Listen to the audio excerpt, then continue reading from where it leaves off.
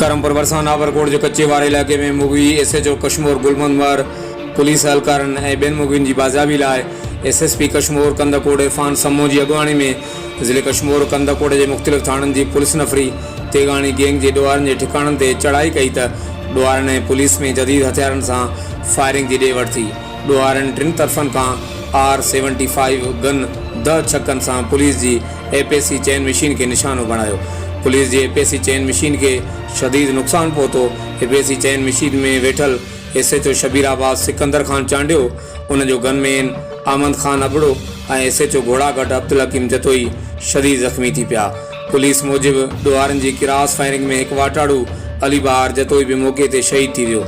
शहीद वाटाड़ू जे लाश जो कंदकोट सिविल अस्पताल मां पोस्टमार्टम थियण बाद लाश वारसनि हवाले कयो वियो ऐं वाक़े जे ज़ख़्मियुनि ॿिनि SHOs ऐं हिकु पुलिस एहलकार खे बहितर इलाज लाइ सखर जी अस्पताल में दाख़िल कयो वियो आहे।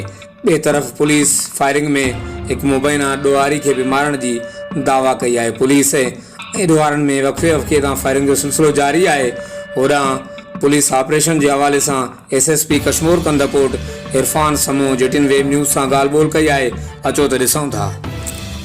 जी शहीद कोन थिया न अॼु उतां ख़बर त गुज़िरियल काफ़ी ॾींहंनि खां असां तेगाणी गैंग जेका उन ख़िलाफ़ ऑपरेट करे आहियूं। जिन असांजो हिकिड़ो SHO हिकिड़ो जवान गॾु हिकिड़ो वाटर बॉय पासर बॉय हुयो जिन खे अगवा कयो हुयो। उन्हनि जी बाज़ाबी लाइ जेका ऑपरेशन आहे उहा हली रही आहे। अॼु बि तेगाणी गैंग जे ख़िलाफ़ जीअं पुलिस ऑपरेट करणु शुरू कयो उन्हनि सां जेको मुक़ाबिलो आहे उहो जारी थी वियो, जंहिं नतीजे में हिकु ॾोहारी मारिजी वियो आहे ऐं असां टे जेके जवान आहिनि उहे स्लाइटली ज़ख़्मी थिया आहिनि ऐं ऑपरेशन हिन वक़्तु बि जारी आहे। जी ॾिसो, हीअ जेका असां ऑपरेशन करे रहिया आहियूं बेसिकली मुगियुनि जे लाइ उन्हनि जे करे रहिया आहियूं। SHO गुलमंद महर ऐं जेको असांजो जवान आहे उनजी बाज़ाबी लाइ जेको ऑपरेशन आहे हली रहियो आहे।